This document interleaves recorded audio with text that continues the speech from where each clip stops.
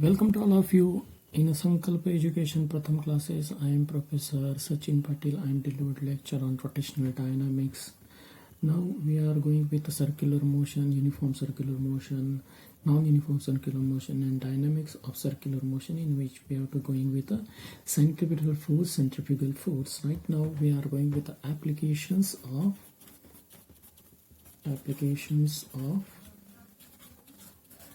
uniform circular motion. Inside this we have to first of all we are going with one vehicle along horizontal circular track.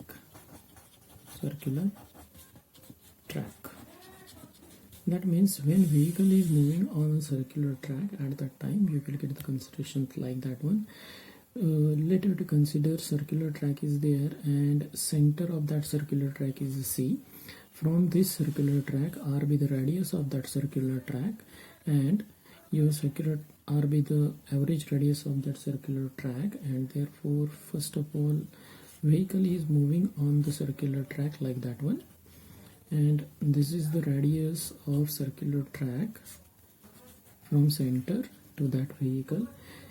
This is the center of mass of that vehicle, and normal reaction acting vertically upward, and weight mg is vertically downward.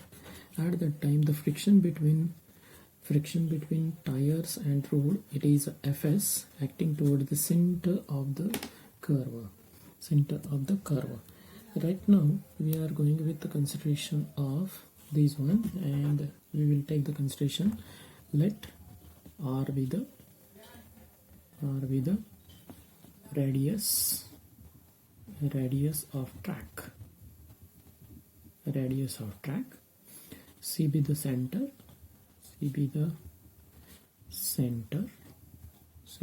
Of track. C be the center of the track, and forces acting on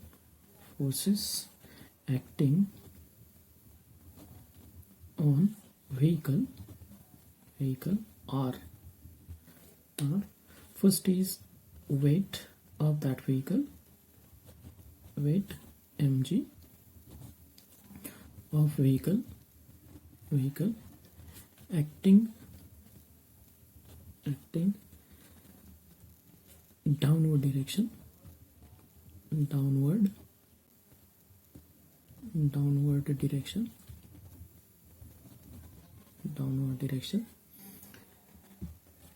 Second, normal reaction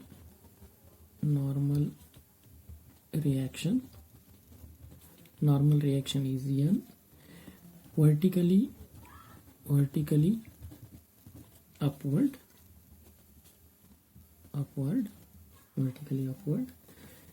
and it balances the weight of vehicle.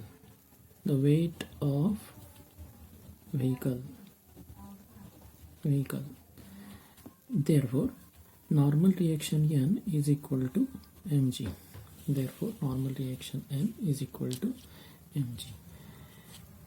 And this is your first equation is considered here. What the consideration here? Mg is the weight of that vehicle, and it is always in downward direction, and normal reaction acting upward direction. This normal reaction balance the weight of that vehicle, therefore normal reaction is equal to mg.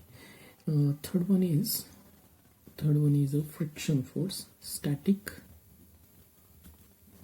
friction Fs, between tires and road, which prevents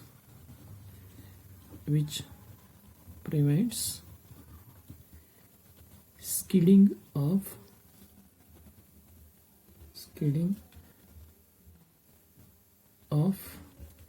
vehicle, and therefore it balances necessary centripetal force, it gives necessary centripetal force towards center of track.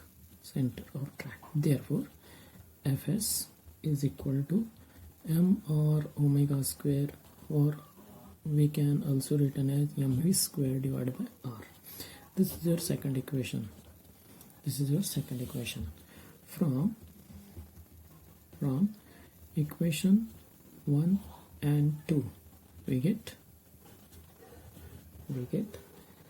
Fs divided by n is equal to r omega square divided by g.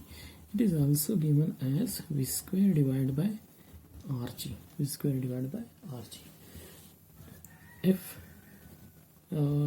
Where r and mg, that is n, are constant. Therefore speed v increases if static friction increases. How will you increase the static friction? Static friction increased by making road is rough. When road is rough, at that time you will get the more and more friction between tire and road. At that time there will be a grip of tire with the road, and you will get the more and more centripetal force towards the center, and which is very useful for the increasing the speed on that track. Therefore Fs also has the limiting condition. Fs has a maximum value is mu s into n. It is upper limit of that friction, upper limit of static friction, where mu s is coefficient of static friction. What you can say, normal reaction n is here and mu s is the coefficient of static friction. Multiplication of these two is nothing but a maximum static force, which is a upper limit of the static friction. That means how will you create the road is rough. When rough road is created, there will be a limitation in a rough road, because when we create the rough roads, it is a very hectic to the passengers or vehicle owners to travel on that road, because the road is rough. At that time they will get jerks and there will be tire wears and tears. For this purpose, static friction is having the limit, and up to that limit you can create the rough road like that one, and after that you will get the speed limit, and therefore speed has also upper limit.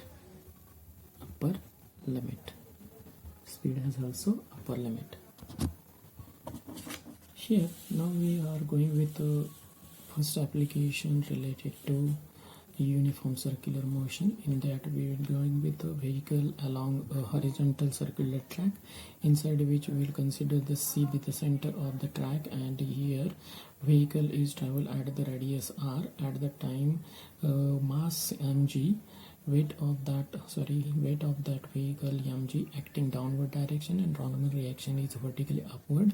Therefore normal reaction balance the mg, and therefore we get the normal reaction is equal to mg, and static friction is provided between the tires and road, which is acting towards the center of the circle, center of that track, and therefore static friction gives necessary centripetal force towards the center of the track, and Fs is equal to mr omega square, and mr omega square as well as Fs is equal to mv square divided by r. From these two equations, equation 1 and equation 2, you will get the Fs divided by n is equal to r omega square divided by g or v square divided by rg, and r and mg, that means weight of that vehicle is a constant. At that time speed increases if the static friction is increases. How to increase the static friction?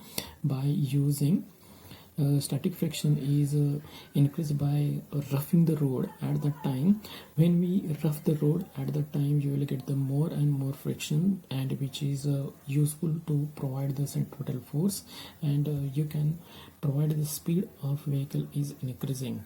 But this static friction also has a upper limit, and therefore maximum static friction is equal to mu s into n, which is the upper limit of the static friction, and it gives the speed limit. It gives the speed limit on your vehicle. Now speed limit of the vehicle is taken by using consideration of speed limit maximum. Therefore you will get the maximum, therefore we will get the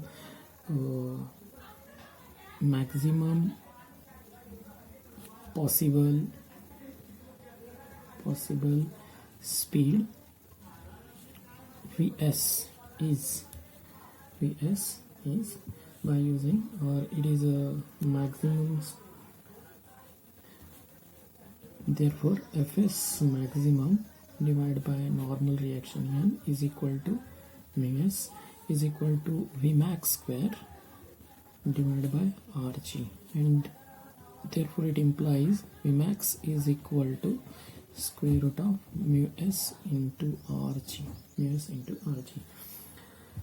Here we consider vehicle as a point. Here we consider vehicle as a point, but it is not so. What is it? Now here we will get the formula maximum velocity Vmax is equal to square root of mu s into Rg.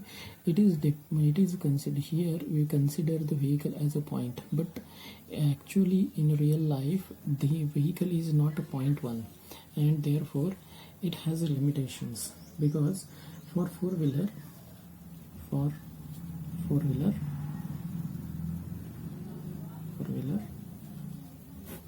we consider for four-wheeler resultant normal reaction, resultant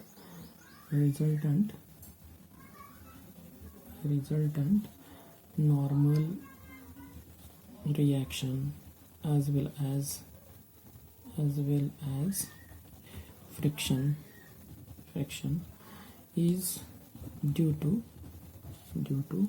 four tires.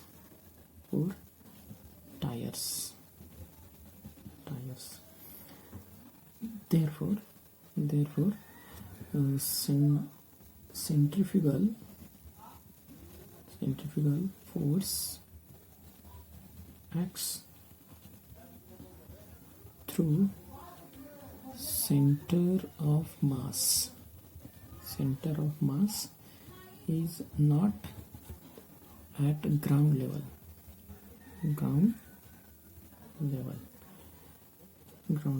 Thus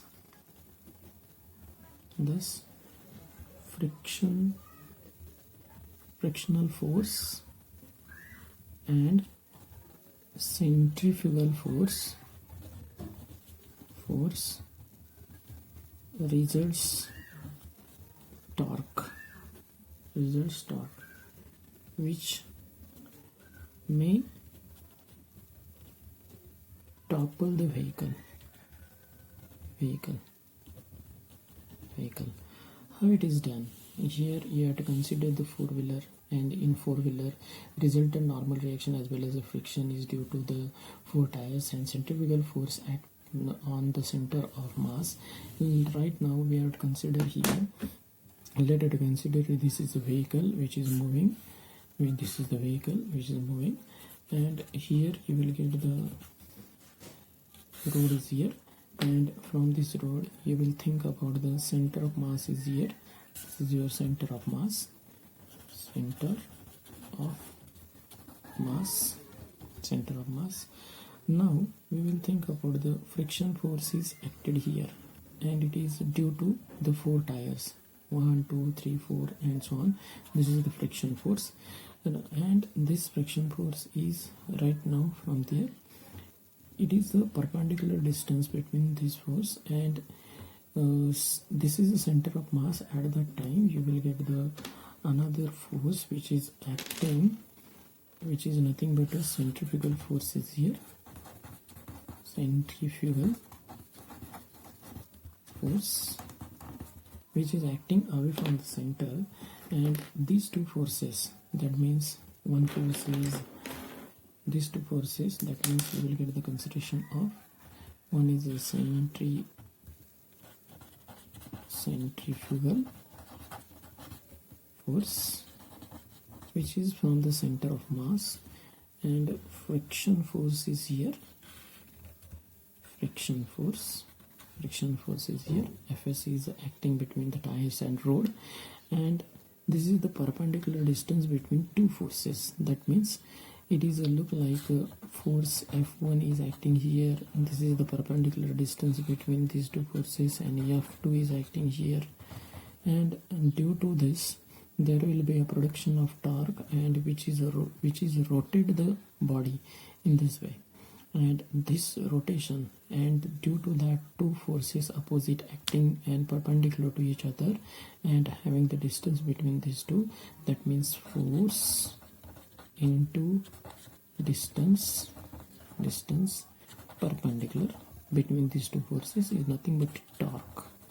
It is nothing but a torque, and due to that torque the vehicle get toppling outside the road, and due to that vehicle can move in this way. When friction force is not particular, and at that time the vehicle get toppled outside or skid outside due to that toppling. In two-wheeler, when we are moving in a two-wheeler is like that one, moving in two-wheeler, at that time the toppling is prevented by driver by making some angle with vertical. That means this angle is prevent the toppling of the two-wheeler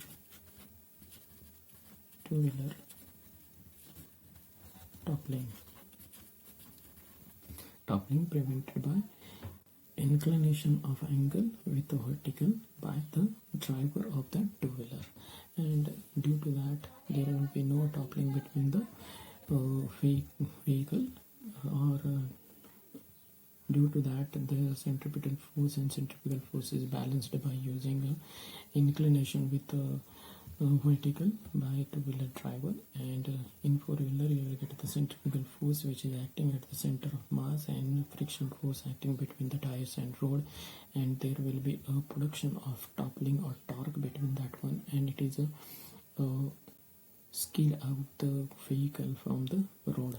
And this is related to the first application, that means vehicle moves on a circular track, horizontal circular track. Thank you.